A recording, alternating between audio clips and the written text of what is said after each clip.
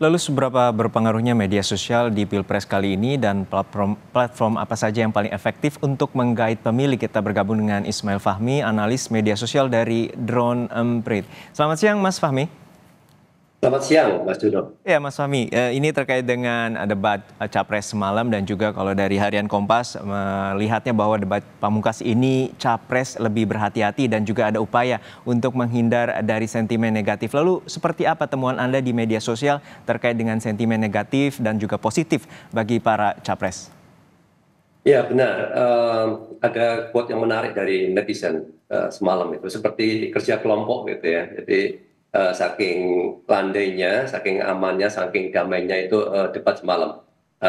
Tapi kalau kita lihat ya dari sentimen, kita lihat cukup besar sentimen negatif kepada Pak Prabowo. Ya. Kemudian sentimen yang positif kepada Anies Baswedan dan Ganjar Pranowo cukup besar. Nah, kenapa seperti itu? Karena kita lihat cukup banyak isu-isu yang diangkat dengan cara yang cukup hati-hati juga. Ya. Mereka belajar, saya kira itu dari pengalaman sebelumnya. Kalau misalnya dengan cara terlalu keras, tegas menyerang ke Pak Prabowo, itu bisa menimbulkan sentimen yang negatif. Karena karakter orang Indonesia barangkali ya tidak suka debat yang terlalu keras, gitu, lebih suka model yang menghargai. Gitu. Jadi, tapi bagaimana pesan itu tetap disampaikan, misalnya terkait dengan biaya pendidikan, ada UKT, kemudian soal bansos itu mereka lakukan dengan cara tektokan antara Anies dan Ganjar dan itu menimbulkan sentimen yang positif bagi keduanya sehingga sentimennya cukup positif yang cukup besar bagi keduanya dan teknik ini sepertinya cukup berhasil ya karena tidak tampak di netizen itu seperti yang sebelum-sebelumnya misalnya Anies dan Ganjar menyerang Prabowo gitu ya tapi pesan tetap sampai. Memang ada agak di belakangan ketika Ganjar lebih sedikit lah itu kemudian menyerang Prabowo gitu ya. Kemudian itu menimbulkan sentimen yang negatif ya di kalangan netizen.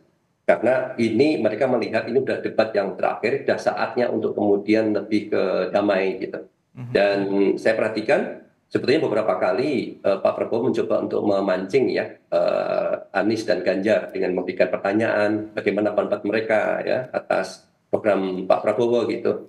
Dan rupanya Anies tidak terpancing ya, tidak kemudian mengkritik atau apa gitu. Dan tapi malah memberikan pendapat, informasi tambahan, rencana tambahan dari program-programnya. Dan ini yang kemudian tampak di akhir ya, di penutupan bagaimana masing-masing mencoba menutup debat itu, seri debat 1, 2, 3 sampai 5 dengan sesuatu yang sifatnya lebih menarik ya, simpatik. Ya. Terutama Pak Prabowo sudah menyampaikan ya di akhir itu permintaan maaf, ya, maaf kepada kedua kontestan yang lain, ya, capres yang lain, kemudian maaf kepada semuanya dan seterusnya.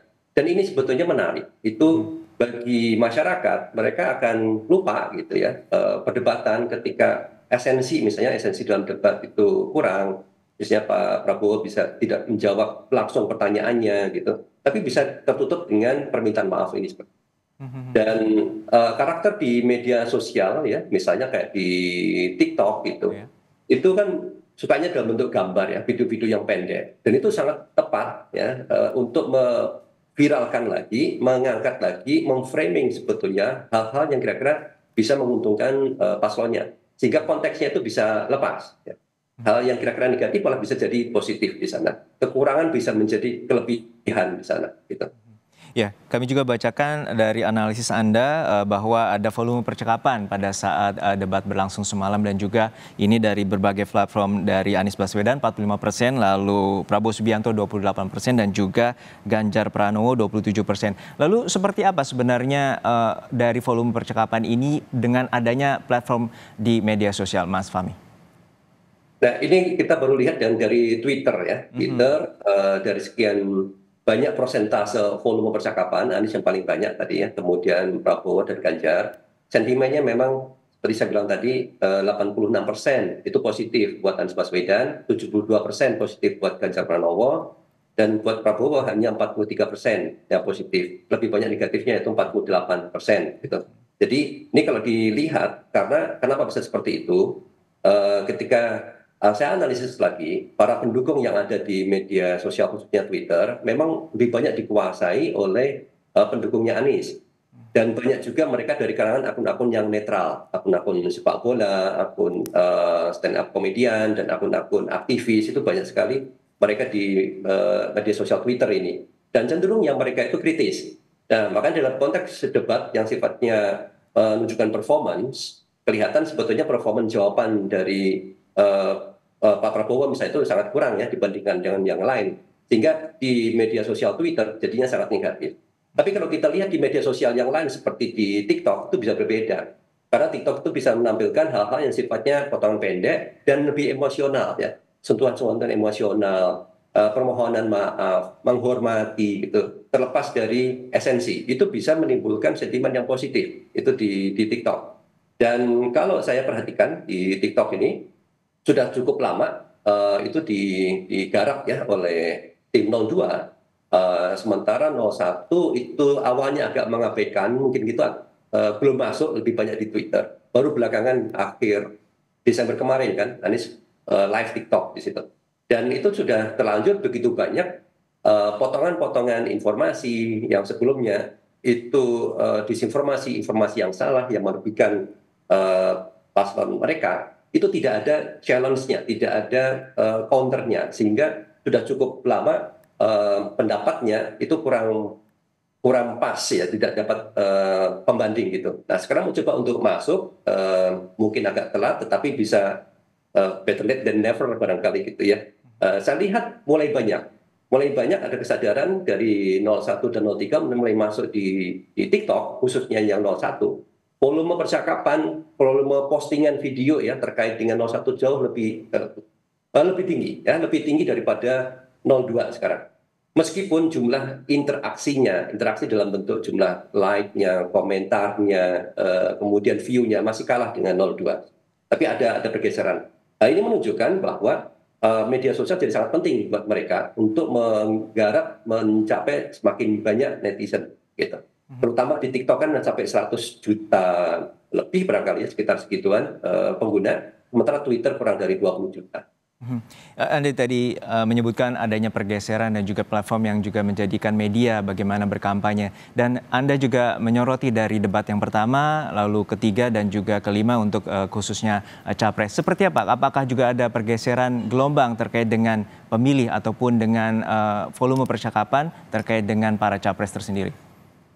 Ya kalau saya perhatikan ya bagaimana komentar-komentar netizen di sana ya, debat ini cukup berimpact ya, terutama kepada pemilih pemula yang mereka kritis atau agak kritis lah ya, di mana mereka ingin mengetahui masing-masing capres itu seperti apa. Mereka melihat debat ya, banyak anak-anak yang mereka pertama kali ngevote gitu, dan mereka kritis, mereka melihat dari debat bukan hanya potongan-potongan saja, tapi lihat diskusinya seperti apa. Dan bahkan sekarang kan juga ada upaya misalnya bijak memilih ya. Bijak memilih itu satu platform upaya dari civil society untuk mengajak anak-anak muda ini supaya lebih lebih kritis, lebih objektif melihat.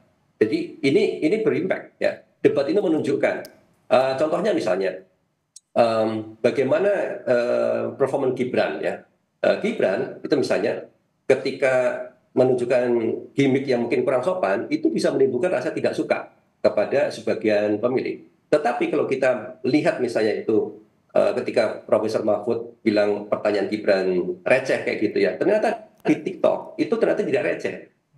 Banyak anak-anak muda, misalnya soal greenflation itu, mereka kaji itu secara ilmiah, sehingga menimbulkan sentimen positif. Nah, hal seperti ini, debat itu bisa menimbulkan hal yang sama, bisa menimbulkan sentimen positif atau negatif, benar-benar tergantung bagaimana tim suksesnya, bagaimana memanfaatkan narasi dari debat, termasuk juga terutama ini yang sifatnya hal menyentuh emosi, ya, untuk yang di TikTok, atau hal yang sifatnya memberikan pembelajaran, ya, itu bisa memberikan impact kepada mereka yang kritikal, yang masih kritis, terutama mungkin swing voter.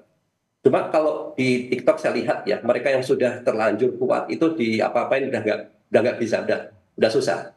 Bahkan banyak komentar dari mereka yang ada di Twitter, misalnya dari 01 ya, mereka mencoba masuk ke TikTok itu. dari Twitter masuk ke TikTok, mereka nggak bisa mengangkat tangan untuk kemudian memberikan penjelasan karena semua sudah bilang all in dan seterusnya gitu. Ya, menarik. Dari pengamatan Anda, debat ini sangat berpengaruh terutama bagi undecided voter dan juga memberikan inspirasi dan juga substansi bagi permasalahan bagi generasi milenial dan juga generasi Z yang dalam catatan KPU ada 57% pemilih. Terima kasih atas insight-nya, analis media sosial Drone Emprit, Mas Ismail Fahmi telah bergabung bersama kami di Kompas Siang. Terima kasih Mas Fahmi.